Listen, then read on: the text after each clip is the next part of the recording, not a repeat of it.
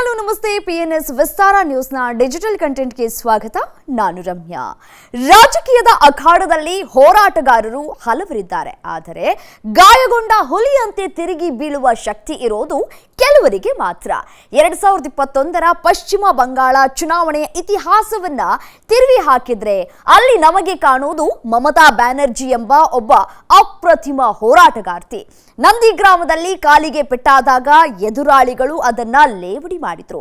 ಆದರೆ ಅದೇ ಕಾಲಿಗೆ ಬ್ಯಾಂಡೇಜ್ ಸುತ್ತಕೊಂಡು ವೀಲ್ ಚೇರ್ ಮೇಲೆ ಇಡೀ ಬಂಗಾಳ ಸುತ್ತಿದ ಮಮತಾ ತಾನು ಕೇವಲ ನಾಯಕಿಯಲ್ಲ, ಈ ನೆಲದ ಮಗಳು ಅನ್ನೋದನ್ನ ಸಾಬೀತುಪಡಿಸಿದ್ರು. ಹೌರಾದ ರ್ಯಾಲಿಯಲ್ಲಿ ವೀಲ್ ಚೇರ್ನಲ್ಲಿ ಕುಳಿತೆ ಜನರತ್ತ ಫುಟ್ಬಾಲ್ ಎಸೆದ ಆ ಕ್ಷಣ ಬಂಗಾಳದ ಯುವಕರನ್ನ ಬಡಿದೆಬ್ಬಿಸಿತು. ಖೇಲ ಹೋಬೆ ಅಂದ್ರೆ ಆಟ ಶುರುವಾಗಿದೆ ಎಂಬ ಆ ಒಂದು ಘೋಷಣೆ ಬಿಜೆಪಿಯ ಪ್ರಬಲ ಸವಾಲಿನ ವಿರುದ್ಧ ತೃಣಮೂಲ ಕಾಂಗ್ರೆಸ್ ಪಾಲಿನ ಬ್ರಹ್ಮಾಸ್ತ್ರವಾಯಿತು.